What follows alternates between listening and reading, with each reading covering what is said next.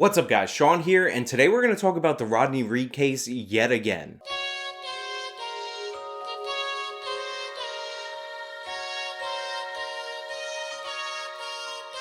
So in my last video, I gave you guys pure gold. I explained to you guys in great detail why Jimmy Fennell could not have killed Stacey Stites. I explained to you why the timeline doesn't make any sense at all. I gave you extra witnesses that the Innocence Project, all these celebrities and social justice activists just don't talk about, that explain what time the body was dumped, where the car was left, and where that is in relation to Rodney Reed's home.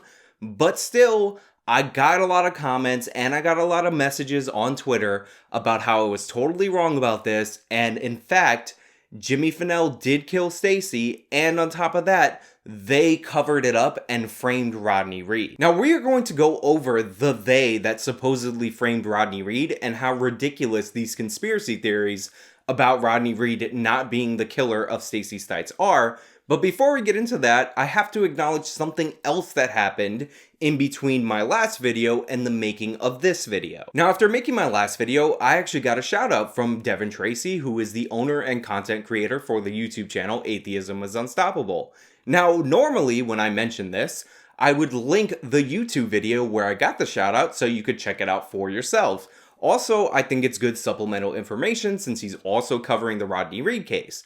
However, I can't really do that because shortly after that video was put up, I saw something on Twitter that indicated that Devin received a community guideline strike for his first Rodney Reed video, and as a precaution to protect himself from YouTube, he ended up taking down both videos from his main channel because YouTube seems to believe that talking about the Rodney Reed case in a way that supports the idea that he's guilty is considered hate speech and inciting violence against Rodney Reed. Now, that's more than a little bit troubling because A, it's completely absurd and ridiculous to say that talking about the case in a way that supports the idea that Rodney Reed is guilty of the crime is somehow inciting violence against Rodney Reed when he's already on death row and was set to be executed by the state of Texas by the end of that week. And B, that means that 2 out of the 3 videos that I could find on this entire platform, and believe me, I've been searching the entire platform for videos arguing that Rodney Reed is guilty,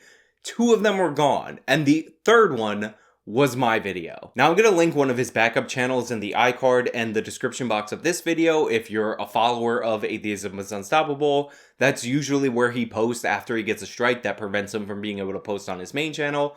So go check it out, and probably he's done a video already on Rodney Reed and on this specific situation on that channel. Definitely check it out. But now that we got all of that stuff out of the way, let's talk about the main topic of this video, which is the framing of Rodney Reed, or at least what people tell me is the framing of Rodney Reed. Because, spoiler alert, Rodney Reed was not framed for this crime. Now, the first among many problems with the theory that Rodney Reed is being framed by Jimmy Fennell and the police is that you have to be really specific about which police you're talking about.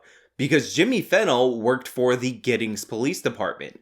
Stacey's body was found in the district of the Bastrop Police Department, and the investigation was handled by the Texas Rangers. Now, if you can't figure this out already, the fact that there are 3 different police departments involved in this case kind of makes it more difficult to make the case that Rodney Reed was framed by the police, especially since the Texas Rangers didn't have to be involved with this case whatsoever. The Bastrop Police Department felt that they were too inexperienced to investigate a homicide, especially a homicide with somebody related to a cop, and that's why they decided to call in the Texas Rangers to oversee the investigation. You see, if the Bastrop Police Department decided, just for the heck of it, that they were going to frame Rodney Reed on behalf of Jimmy Fennell, who works for the Giddings Police Department, it would probably be a good idea to not call in another police department to oversee the framing of completely innocent, totally never did anything wrong, Rodney Reed. But despite the unlikeliness of 3 departments partnering up in order to frame one person, I am told that this is definitely what happened, and I should definitely look into Lynn Rocky Wardlow, who was the Texas Ranger assigned to the case, because he has some very strange connections with people in the case, and he was very likely a part of the frame-up job. Now, the people from 3 departments that would have had to have been involved in the framing of Rodney Reed for the Stacey Stites murder actually isn't the biggest problem in the idea that Rodney Reed was framed for this murder. The biggest issue with the theory that Rodney Reed was framed for Stacey Stites' murder is that Jimmy Fennell never pointed the finger at Rodney Reed for this murder. Let me give you a rundown of the working theory that the defense is operating under. So according to the defense, at some point the night before prosecutors believed that Stacey Stites was murdered, Jimmy Fennell discovered some evidence, or Stacey admitted in some way, shape, or form that she was having an affair with Rodney Reed. In response to the idea that she was sleeping with Rodney Reed, Jimmy Fennell decided to kill Stacey Stites in the home that they shared. And then later that night, or the next night, because we're talking about the late night into the early morning of the next day, Jimmy Fennell decided that he was going to go out and dump Stacey Stites' body. He then drove the car after dumping the body that he and her shared to Bastrop High School, which was a sixth of a mile away from Rodney Reed's home, and then got a ride, likely from another officer, back to his home in time to receive the call, or receive the notification that there was a call about Stacey being missing from Stacey's mother, who lived in the apartment below her. Stacey's body is discovered. In Stacey's body and on Stacey's body is the DNA of Rodney Reed, the person that police would assume raped Stacey, but was actually the person that Stacey was having a secret relationship with. And later down the line, 11 months later, that DNA is matched to Rodney Reed, and then he is convicted and sentenced to death for the murder of Stacey Stites. Now, there are a ton of details that I cut out of the story, and honestly, it is those details that people who are on Rodney Reed's side find the most compelling, but there's a very specific reason that I decided to omit those details from that initial timeline that I presented. And that is because despite all the speculation and all those details, this makes no sense as a frame-up job, because Jimmy Fennell would have had no idea that the DNA of Rodney Reed was in Stacey Stites at the time that he killed and dumped her body. Also, for this theory of a frame-up job to work, wouldn't it be pertinent of Jimmy Fennell in the course of the 11 months where he was the prime suspect of Stacey Stites' murder to name Rodney Reed as the person that was sleeping with Stacey Stites, or as a potential suspect in the Stacey Stites murder? Because he never did. Now you might be thinking, oh well, maybe Jimmy Fennell didn't actually know that Stacey was sleeping with Rodney.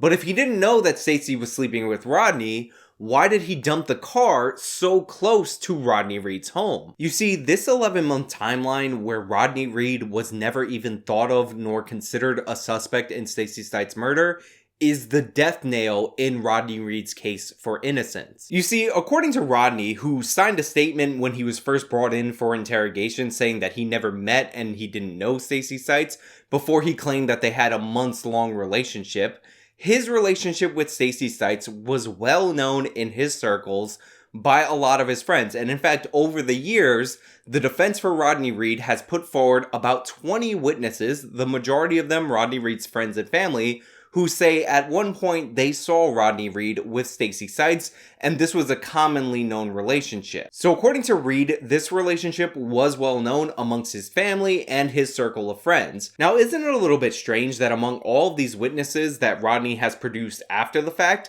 that none of them, and I mean absolutely none of them, came forward in the 11 months before Reed was a suspect to say that their buddy Rodney Reed's girlfriend was that girl that got murdered, and maybe you should look into that? They didn't even come forward when it was announced that there was a $50,000 reward for information leading to an arrest in the Rodney Reed case. And these witnesses, by the way, the ones that are friends and family of Rodney Reed, are not just claiming that they knew about Rodney Reed and Stacey Stites.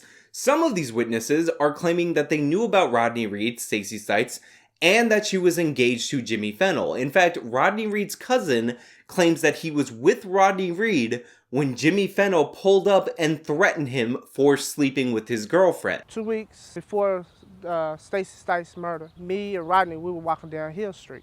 This car, he just come flying up, then he just came to a stop. He told Rodney, he called out Rodney's name 3 times. Hey, Rodney, I know it's you, Rodney. But he got out of the car, Fennell got out of the car. The passenger, I don't know who he was. He was sitting there quiet and stuff by the car, and Fennell came over there, started telling Rodney he know that about him and Stacey and so forth, so forth. At first, I thought he was gonna shoot Rodney. the way he got up out of the car. But it wasn't like that. They was just having words. But he told Rodney what made me mad and hurt me. He told Rodney, "You gonna pay." So we took it as a threat. But during the course of the 11 months that followed the Stacey Stites murder, the girlfriend that all of these people knew about, that one cousin says that he knew not only about the girlfriend, but he knew that the girlfriend had a fiance who was a cop, and that cop threatened Rodney Reed in such a way that scared him and Rodney Reed. No word whatsoever, no anonymous tips, nothing related to Rodney Reed was ever brought up, even with the $50,000 reward offered by HEB. But it's not just all the people in Rodney Reed's personal life that now claim later, after Rodney Reed was arrested for the murder of Stacey Stites, that they knew about the personal relationship, who never said anything during this 11-month period. None of the employees of HEB and none of Stacey's friends said anything about this alleged affair or called in a tip related to Rodney Reed in any way, shape, or form in the 11 months that followed the investigation. But also, despite the theory that Jimmy Fennell planted the car near Rodney Reed's home as a mechanism to frame Rodney Reed, he never brought up Rodney Reed during the 11 months when he was the prime suspect for Stacey Stites' murder, and this is while he is supposedly framing Reed for that murder. But that's not to say that Jimmy wasn't producing suspects. Jimmy gave up the names of every ex-boyfriend he could think of, and he also referenced a bunch of other dudes that he thought were friends with Stacey, but upon further examination, knowing that there was semen evidence inside Stacey that was unexplained, he said that they could possibly be the sources of that semen. You see, as I said in my other video on the Rodney Reed case, he was not considered a suspect until another 19-year-old woman accused Rodney Reed of attempted rape. The fact that Jimmy Fennell nor any of the police officers that are alleged to be involved in the cover-up of Stacey Stites' murder and the framing of Rodney Reed named Rodney Reed as a suspect in her murder completely blows up the theory.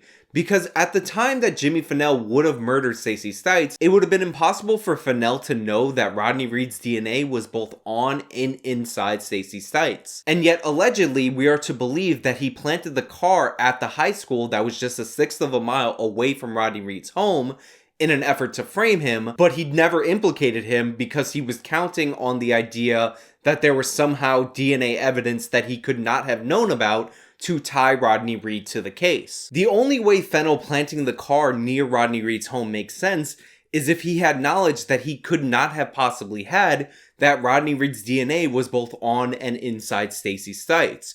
There's no way he could have known that, so him planting the car there without pointing the finger doesn't make any sense. And the only other possibility is even more absurd, and this is the option of coincidence and luck. Now, the way this theory goes is that Jimmy Fennell kills Stacey Stites in the apartment, just like the defense said. He dumps the body, and then he coincidentally dumps the car at Bastrop High School, which is a sixth of a mile away from Rodney Reed's home. Rodney Reed, who is coincidentally the guy who has his semen inside his fiance's body that he just killed, even though he's planting the car near Rodney Reed without knowing.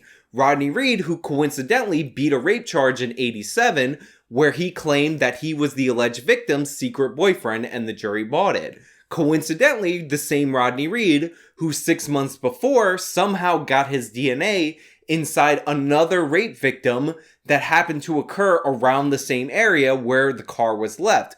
Coincidentally, the same Rodney Reed, who 6 months after the murder of Stacey Stites was identified in a police lineup by another woman who says that Rodney Reed, after talking his way into the car, tried to rape and murder her. Look, I've gone over this case dozens of times. I've seen the details about Samela, the cop who was on the scene that later killed himself, that actually became a suspect after he killed himself. I've seen what people have said about Jimmy Fennell's partner who lived a block away. I've seen what they said about Rocky Wardlow, the guy who was the Texas Ranger, that people also implicate in the conspiracy. But this is the part where I keep getting stuck. Because in order for Jimmy Fennell to have framed Rodney Reed for this crime, in order for him planting the car near the high school to make sense, he would have had to have had knowledge that he could not have possibly had. And that is knowing that Rodney Reed's DNA was inside and on his fiancée. And if he didn't have that knowledge, and he didn't know Rodney Reed was the guy that Stacey was hooking up with, then he planted the car in the high school by coincidence. And by coincidence, Stacey was seeing somebody who has been accused of rape and would go on to be accused of rape after the fact multiple times by multiple women in scenarios that play out very similar to the theories surrounding her murder. There's just no way that this makes sense other than that Rodney Reed was in fact the person who killed Stacey Stites. There's no secret relationship between Rodney Reed and Stacey that for some reason can't be proven in any way, shape, or form. There's no Jimmy Fennell framing Rodney Reed based on evidence that he could have not known existed at the time he would have had to have planted the car. There's no coincidental that Jimmy Fennell happened to plant the car somewhere that happens to implicate Rodney Reed, who happens to be accused of a bunch of other crimes. It just doesn't make sense unless Reed is the killer. But those are my thoughts. Let me know what you guys think about this in the comments down below. If you like this video, then please show me by leaving a like. You can subscribe for more content.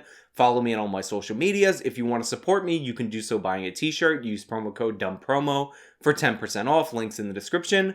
Or you can support me monthly through Patreon or Subscribestar or one-time donations on Venmo or PayPal. This has been me talking about the Rodney Reed case yet again. Till next time.